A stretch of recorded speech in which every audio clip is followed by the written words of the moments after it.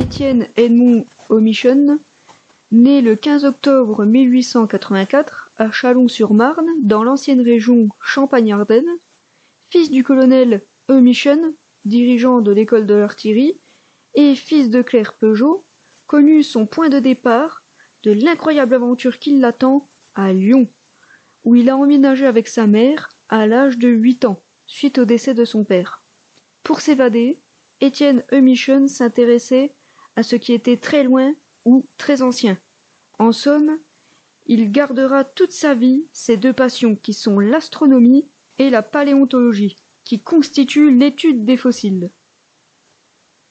C'est alors qu'Event vous propose un documentaire en l'hommage de ce grand homme, à l'occasion du centenaire du premier vol en circuit fermé d'Étienne Omichon. Vous aurez le plaisir d'assister au spectacle Métamorphe, composé de 220 drones dans le ciel Beauroyau, à Valentinier. Avant de devenir l'ingénieur emblématique franc-comtois, Étienne Omichon fit ses études à Lyon, puis à Montbéliard. Entré à l'école centrale des arts et manufactures en 1905, il obtient son titre d'ingénieur en 1908 et se marie en 1909. Omichon enchaîna les succès tout en gardant sa soif d'apprendre. C'est en 1909 qu'il débute sa carrière en tant que directeur adjoint du service électrique de la Société alsacienne de construction mécanique à Belfort. 2 ans plus tard, il entre comme sous-directeur chez Peugeot à Beaulieu-Valentinier. Il y met au point une dynamo d'éclairage pour automobiles, ainsi qu'un système de démarrage des moteurs à explosion dit Peugeot Omichon, et dépose pas moins de 12 brevets avec Peugeot entre 1912 et 1914. Lors de la guerre de 14-18, il est mobilisé dans l'artillerie avant d'être appelé avec le rang de capitaine auprès du général Estienne, afin de résoudre le problème du manque de puissance des gros chars d'assaut. C'est là qu'est créé le char Peugeot, qui a pour force un nouveau type de suspension, une transmission électrique, une direction qui fonctionne avec la différence de vitesse entre les 2 chenilles indépendantes, mais qui reste à l'état de prototype. Dans la continuité, il applique la stroboscopie afin d'examiner les moteurs et créer un appareillage d'où dérivent les stroboscopes électriques et électroniques.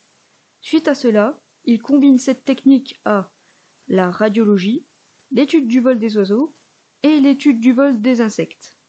Ces travaux ont été décrits dans un ouvrage concocté par Omichon lui-même. Il s'agit de Nos maîtres les oiseaux, publié en 1920. C'est alors, à cet instant, que ses recherches se concentrent sur le développement des hélicoptères. Omichon consacra sa vie à percer le mystère du vol des oiseaux et des insectes. Ses travaux sont aujourd'hui utilisés pour la conception des micro-drones, qui nous permettent d'observer le spectacle en son hommage ce soir dans cette émission, le 4 mai 2024. En avril 1921, Omichon parvient, au bout de plus de 80 essais, à faire voler un hélicoptère de test sur une distance de 60 mètres. Il s'agit de l'hélicostat. C'est ni un hélicoptère, ni un ballon dirigeable. C'est un mix des deux. Le second hélicoptère d'Omichon, mis à l'honneur dans ce documentaire, et donc dans ce centenaire, est plus complexe. En effet, ce dernier comporte 4 rotors avec 12 hélices à axe vertical, dites à récupération d'énergie et non fixes. L'État avait prévu l'accord des primes payables par tranche sous condition, impliquant la réalisation de points fixes de 5 minutes. La condition fut remplie avec succès dès juin 1923. La seconde condition était d'accomplir 1 km en circuit fermé. C'est alors que le 4 mai 1924, il y a 100 ans, Omichon effectue près de Montbéliard, à Arbouan, sur le terrain triangulaire fermé qui constitue aujourd'hui l'aérodrome de Courcelles,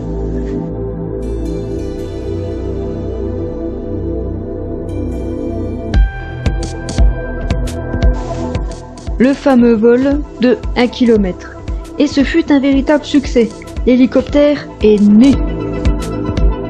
Après ce vol triomphal, Mission équipera progressivement un laboratoire complet pour des études de soufflerie et des recherches sur des hélices.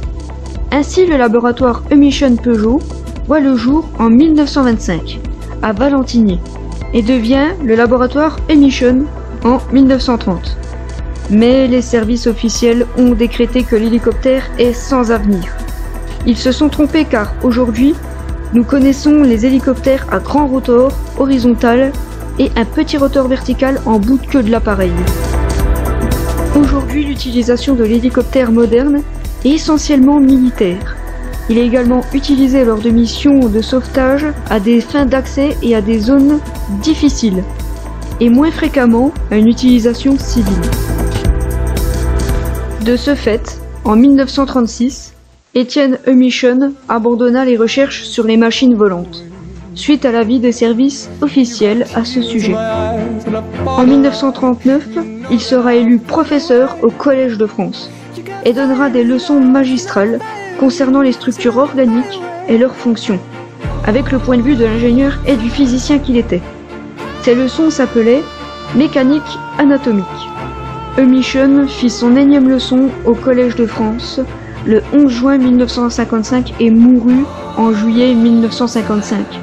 C'est ainsi que l'on peut dire que Mission a voué sa vie à la connaissance et à l'apprentissage.